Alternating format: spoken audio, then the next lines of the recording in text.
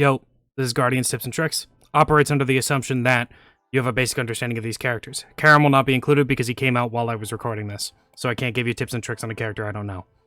Like, sub, share, all the YouTube BS. Otherwise, peace. Enjoy the vid. Ares combo looks like this.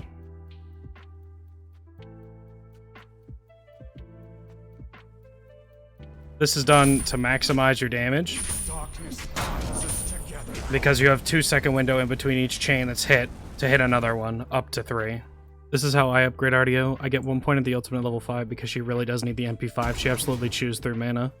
But other than that, though, this is kind of what I think is the quintessential. You upgrade your damaging abilities, then you get the other points in your passive, or the passive of your ultimate. Get the increased MP5, and then you increase the duration of your 2. For Athena, there's a couple of things. Use an ability before you leave spawn, just to get reach. This passive's really good. Ranged auto attack, good. You can stop blinks with it. It's also just extra damage. You can flick Athena taunt. Let's say you're running away from somebody, but you want to taunt them off of a carry or somebody else. You can, if you're running away this way, if you flick your mouse too fast, you will taunt in the direction that you are looking. If you look at this, I had them targeted, but though I shifted my mouse around, that time I did it too slowly, but I shifted my mouse around, so it didn't taunt them, even though that area of effect was still there. Like, you could see the particle effect still being there, even though it didn't taunt them. And just to show you, it says immune and it does the damage to them, but it's not doing it if I flick my mouse.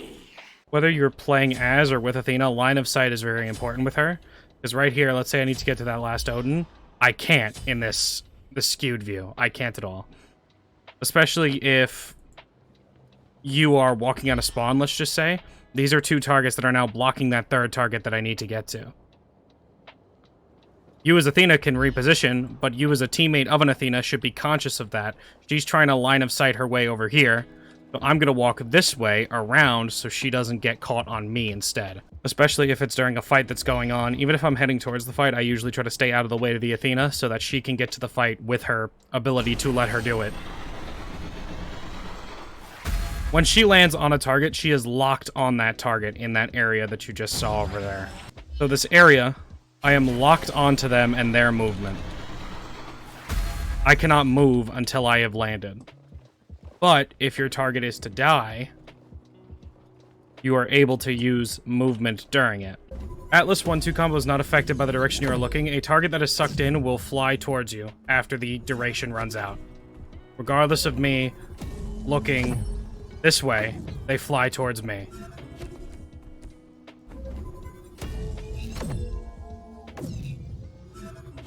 Because most of his CCs are knock-ups or knockbacks, or a grab like his 2, they are not impacted by DR. Something you definitely want to try and do is grab somebody in your Atlas ult and leave it on the ground for as long as possible. What doing this does means the protection and power reduction is stacking up on them guaranteed before it shoots out.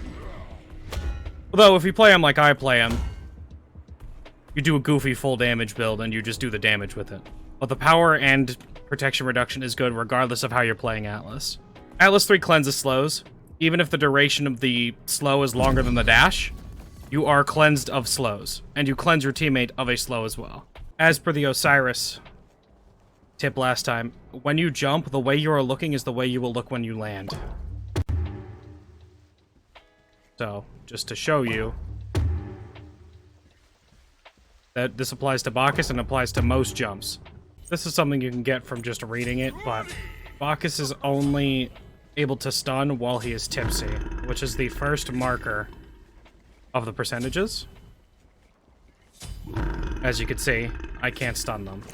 But once I'm tipsy, I do stun them. When running away from somebody, you can flick your mouse around to stun them really quick as it's about to end. You don't need to hit them with the full burp to do it. Granted, you could do that at any point during the burp, but when you're Cabra wanting somebody and blinking after them, you should do it like this instead. auto while you are blinking during the animation, because it allows you to get the stun off immediately as opposed to doing it much slower with the blinking on them, pressing the one, and then doing it. If you want to get a bit more advanced, do it while in the auto animation, this little swiping motion. They have even less time to react. Cabra 2 will only stun when all of this is full. All of this icon right here.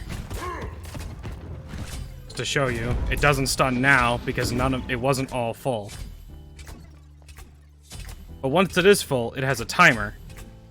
And it will not start counting up again until that timer is reset or it ends. Spacing out your CC on Cabra, especially now, is very important. Your 1 is not affected by diminishing returns. I'm gonna link something below to explain diminishing returns, because 1,800 people have already done it and probably explained it better than I have, but spacing out your abilities, especially for someone like Cabra, is much better. You want to be able to stun them with your 2, set up your 1, and then stun them for the full maximum CC. Tremors aren't affected by diminishing returns because they are tremors. You can change the direction you're looking while in Cabra tremors by left-clicking. Let's say a Medusa's ulting you, you can just turn around real quick and go back. You can also hold down the left mouse button and turn. Cerberus 1 instantly stacks off of his 2, but also based on which head hits an enemy with a basic attack. So you see, the middle head hit, the middle one gets lit up. Now that the second head's hit, the second one is lit up. Those are the ones that are going to end up spinning. But if I do it like this, and only the third head hits, only that third one is lit up. If it's not immediately needed for a fight, let's say you're teleporting somewhere or whatever, to fight, I like to Cerberus 2 out of spawn before I leave, just because it stacks my 1. We're either helping clear blue buff, clearing a wave, doing damage to enemies, etc. Cerberus ult hits and functions very awkwardly. He is unable to pull people who are knock-up immune because it is a knock-up. Even though it is a stun on top of the knock-up, it will stun Jormungandr. But the knock-up immunity prevents people from getting pulled, and sometimes they just straight up don't get pulled. It is a very inconsistent ability sometimes. But if I'm around a wall, let's just say, I don't pull them through the wall. They will slam into the wall. It does hit through walls, but very small walls. Like over a Ymir wall or something like that. But it doesn't pull them through the wall. So if you are Ymir and your teammates get pulled, put a wall up in front of them so they smack against that instead of going into the enemy team. Cerberus ult combo looks something like this. You have to back up a little bit to guarantee the stun on them. For Cthulhu, there's a couple of things. Your passive is most likely not going to get fully stacked. It is very rare that you are going to get fully stacked. And if a person is competent, they're not going to let you stack it off of them easily. With Cthulhu 2, you can cancel it a bit early, even when the full effect is happening. It takes a little bit of time to get the timing, but as soon as that second one drops, you can cancel it. And he's not stuck in this long animation. It will turn it off. Just a little bit early, so you're able to make more actions. Because during this, you're not able to do any actions. You can cancel Cthulhu 3 early. These side little things of goop go the full way, regardless of how far you go. With his ultimate, your abilities aren't locked into where you are throwing them. They move with your camera. For example, I can flick the Cthulhu 2. Even if I aim the targeter at this area over here, I'm able to throw it over there. Cthulhu 3 eats his health to heal his teammates, and it also gives them movement speed. There is a limit to how much you can heal from stealing health from yourself, but it gives them movement speed as well, so don't forget that. Cthulhu ult also only cancels by hitting 4 again. You hear me, I'm right-clicking here. You could trust me. You can't really hear it, but you could trust me. Right-clicking here. You have to press 4 again to cancel it. I don't think I have to demonstrate this, but coerce procs on hit effects. Glad Shield, it procs E-Staff, Isolation, Soul Reaver, all of it. Say I'm in Dragon form as Fafnir, and we get the kill, the fight's over. In the early and mid-game especially, it's important to deform when the fight is over. Don't sit in the dragon cooldown for forever, because the cooldown's quite long and this ability is very good. Especially for a character like Fafnir and what he wants to do. While deforming as Fafnir, you are stuck in place. Nothing can move you out of this animation. Getting pulled by Ares, Daji, nothing. You can't be CC'd during this deforming animation. The only CC that affects it is the time dilation by Oleron. And that's it. Everything else, he can't be pulled, he can't be moved, he can't be stunned, nothing. He is damageable in that, though. I'm sure if you've read Ganesha's passive, you know this, but regardless of anything, if Ganesha's near an ally and he kills a god, a minion, an objective, Ganesha will not be awarded the kill, it will be bestowed onto the ally, which means if your mid laner stacking Warlocks or Book, or your ADC stacking Devos, you clearing the wave near them means they get it. But it is also the closest ally to you. So if somebody else is standing closer, they get the last hits and not you or the person that's stacking. This is also why it's very difficult to stack on Ganesha when it is something like Warlocks or Book himself. Because if somebody's near you, you don't get the stacks. Ganesha's assist range is extended.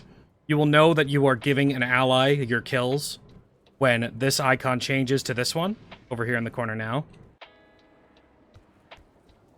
When it's just him, he's receiving them. When it's an ally, they're getting them. And this assist range is an extended assist range. Ohm is an instant auto-cancel. At this point in time, Ohm gives almost a stat, at max rank, gives an item's worth of stats to your allies. This is just literally a free 60 prots of both prots for my allies in the area. So if your ally's tanking something, or there's no threat around, but they're tanking something and they're getting close to dying or they're taking too much damage, you can give them extra prots. The silence on Ohm is only in this cone. Ganesha 3, if on top of multiple people, can grab more than one person. I have an old clip of it right here. And it still does this. They haven't, like, fixed it. At least not to my knowledge. Let me know if they did, though. Geb 1 is a knockup that's direction-based. If you hit them on the side, you'll knock them towards the opposing side. You can also blink while your 2 is traveling. Geb 3 is an instant basic cancel. On instant cast, it's much easier to do than on normal. Spacing out your CC with Geb is another important factor. The stun is a long duration. You want to wait for it to run out and then knock up, so you're not overlapping the CC. Jormungandr is a very simple character that doesn't have any advanced tips and tricks. His abilities say what they do. Khepri is similar. The only thing that I would say is that his ultimate is a cleanse. It says it here, but it's something people constantly forget. One counter to Khepri ult is executes, but Ao Kuang's execute, if you wait until after he grabs somebody with the execute, you can cleanse them from that execute. Khumba can get executed through his passive. It used to not work like that, it does now. Khumba 1 is directional. Based on the way you are looking, that is where the minion will launch. Kumbhakarna's duration of his ultimate nearly matches the channel of his 2. But they have a bit of time to jump out. It's a very small window, but they still have the time to jump out. Or move out of the way. Kuzenbo's kind of similar. But keep in mind that your crowd control is awkward. Especially your ultimate is very awkward, so it's difficult to set up with him. Though pushing somebody against a wall is a pretty good way to set up. You can push enemies through minion waves and hit them up to 3 times, and it does a lot of damage. It's a lot of burst. You can also pop your 2 while dashing. And while in your ultimate. While Maui's 1 is a CC, it does not take away Magi's. Magi's is not something that is removed by Maui 1. Maui 2 does a lot of things. This area now gives my allies prots and movement speed while in it. Granted, the teleport is the main thing that attracts people, but keep that in mind. While Maui Ultimate has CC on it with the pull, it is also terrain. Player-made terrain. That I cannot get past. Nobody can. Not your allies, not enemies. Use it like terrain. Sobek Pluck has brief CC immunity, so if I'm getting CC'd here, like I'm gonna get pulled by Ares or Daji, grabbing them gives me CC immunity and I would not get pulled by either. The dash itself is not CC immune, but the grab is. Sylvanas doesn't have much, but you can basic attack over walls.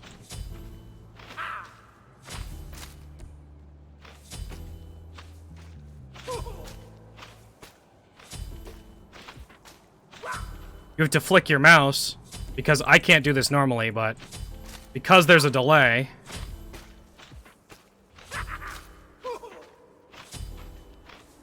you can throw them over walls. Small walls, but walls. Levant Assault also hits through walls. Terra has a few things.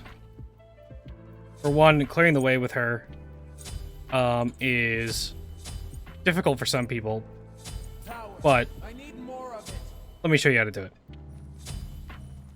You would Terra 2 and dash into it. Terra's 2 has a targeting. Like right here, I have double cone.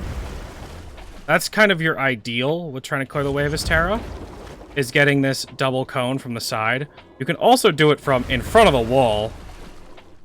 You have to be on that side angle to do it.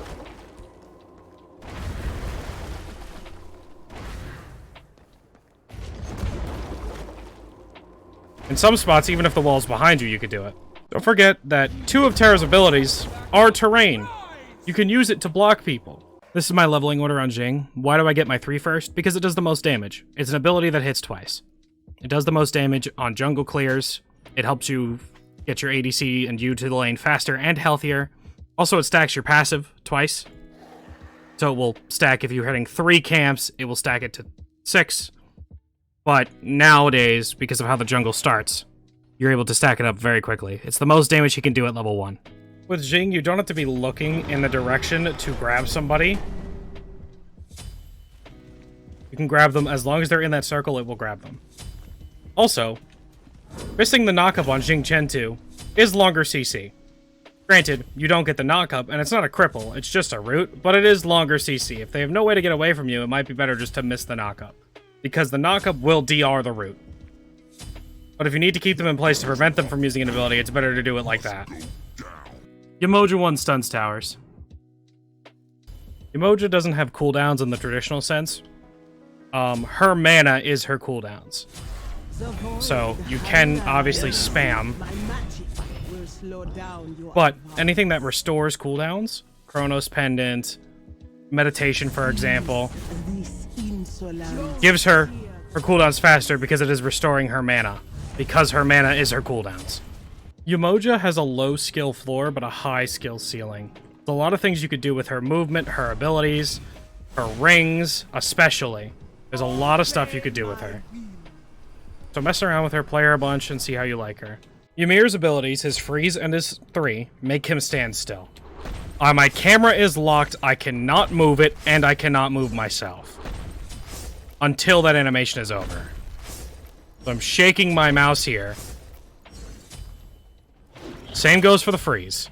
I think this is a product of him being an old character, but also, you're locked. You cannot turn while in this.